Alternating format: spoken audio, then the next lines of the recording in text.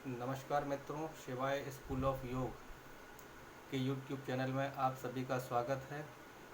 आहार और पोषण से संबंधित श्रृंखला आज से प्रारंभ की जा रही है, जिसमें डाइट और न्यूट्रिशन से संबंधित सभी चीज़ों को आपको एक क्रमबद्ध तरीके से बताने का प्रयास किया जाएगा।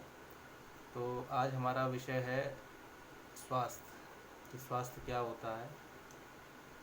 तो इसके बारे में थोड़ा सा जान लेते हैं। स्वास्थ्य या हेल्थ शब्द जो है वो एंग्लो सैमसन शब्द हेल्थ से लिया गया है, जिसको स्वास्थ्य की दशा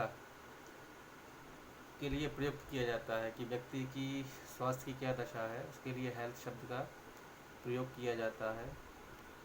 स्वस्थ रहने के लिए बहुत सारे फैक्टर, बहुत सारी चीज़ों की आवश्यकता होती है, जिसमें आपका आहार, शुद्ध जल, शुद्ध वायु, वातावरण का प्रभाव, स्वच्छता, अच्छी नींद, प्रदूषण रहित वातावरण,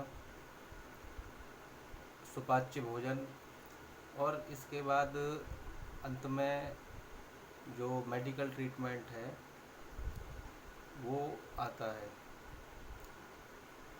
WHO स्वास्थ्य के बारे में जो एक परिभाषा देता है या जो उसका मत है, तो WHO के अनुसार स्वास्थ्य वह स्थिति है जिसमें व्यक्ति शारीरिक रूप से, मानसिक रूप से, सामाजिक रूप से और आध्यात्मिक रूप से सम स्थिति में हो। किसी भी बीमारी का शरीर में ना होना स्वास्थ्य नहीं है। और आयुर्वेद के अनुसार जो स्वास्थ्य की परिभाषा है वो थोड़ा सा और भी ज़्यादा विस्तृत है। तो महर्षि चरक अपनी चरक संहिता में स्वास्थ्य के बारे में लिखते हैं, समदोषा समाग्निश्च समधातु मलक्रिया प्रसन्नात्मेन्द्रियमना स्वस्थ इत्यभिधीयते। अर्थात जिस पुरुष की या जिस व्यक्ति की सातों धातुएं रक्त, रस, मांस, मेद, मज्जा, वीर्य, शुक्र समान अवस्था में है, और जो 3 प्रकार की अग्नियां हैं, जिसमें 5 भूताग्नि, 7 धाताग्नि और 1 जठराग्नि, संपूर्ण पाचन पोषण की प्रक्रिया साम्य अवस्था में हो, वह व्यक्ति स्वस्थ कहलाता है। तो स्वस्थ की परिभाषा क्या है, ये हमने समझा। तो इन परिभाषाओं के माध्यम से आप ये समझ सकते हैं कि हम स्वस्थ हैं तो वो किस स्तर के स्वास्थ्य को हम लिए हुए हैं या किस स्तर का स्वास्थ्य हम भोग रहे हैं।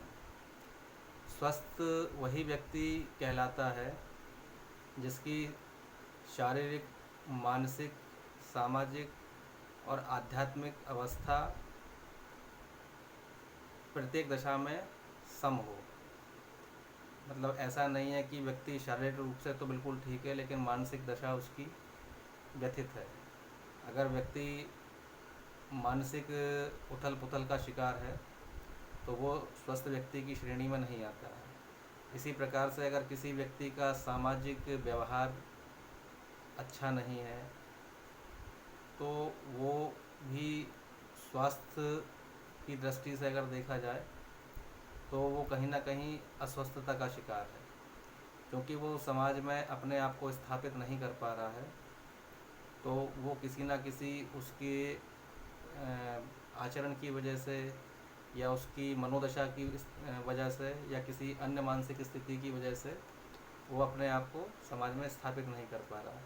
इसी प्रकार से शारीरिक रूप से अगर कोई अक्षमता है या उसको कोई शारीरिक दोष है तो वो भी एक अस्वस्थता का प्रकार है।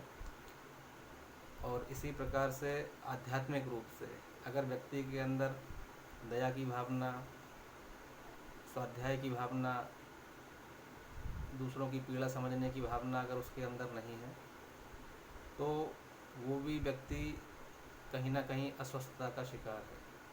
तो ये सारी चीज़ें जो हैं, ये सभी चीज़ों का जो टोटल है, जो योग है, वो स्वास्थ्य कहलाता है। कि ये सभी चीज़ें, अगर ये सभी विकार हमारे अंदर नहीं हैं तो व्यक्ति स्वस्थ है। और आयुर्वेद में जो कहा गया है कि हमारे शरीर में जो 7 प्रकार के जो हमारी 7 धातुएं हैं और 3 प्रकार की अग्नियाँ जो बताई मैंने, ये अगर सभी सम अवस्था में हैं तो व्यक्ति स्वस्थ कहलाता है। और इनमें से अगर कोई भी एक चीज़ आपकी डिस्टर्ब है तो व्यक्ति स्वास्थ्य की श्रेणी में नहीं आता है, स्वस्थ व्यक्ति की श्रेणी में नहीं आता है। एग्जाम्पल के तौर पर, अगर आपके पेट की जठराग्नि दूषित है, जैसा कि आजकल बड़ा कॉमन है कि लोग पेट के रोगों से ज़्यादा ग्रसित हैं, तो अगर जठराग्नि आपकी सम स्थिति में नहीं है तो वो आपको पाचन विकार पैदा करेगी। और पाचन विकार पैदा करने से क्या होगा कि खाने का सही से पाचन नहीं होगा, जिससे आपके शरीर में सही प्रकार से रक्त का निर्माण नहीं होगा, सही प्रकार से पाचक रसों का निर्माण नहीं होगा। और शरीर में जो और भी चीज़ें जो शरीर के निर्माण में सहायक हैं, शरीर की वृद्धि में सहायक हैं, वो सभी चीज़ें भी आपकी भली प्रकार से नहीं बनेंगी। तो स्वस्थ रहने के लिए सबसे पहले स्वास्थ्य को समझना पड़ेगा, जो मैंने आपको 2-3 उदाहरण के माध्यम से समझाया। इसके बाद हम अगले वीडियो में चर्चा करेंगे भोजन के प्रकार और पोषण के बारे में। जिन लोगों ने अभी तक चैनल को सब्सक्राइब नहीं किया है वो सभी लोग चैनल को सब्सक्राइब कर लें। और आशा करता हूँ कि आपको रोज़ नए नए विषयों पर आपको जानकारी प्राप्त होगी।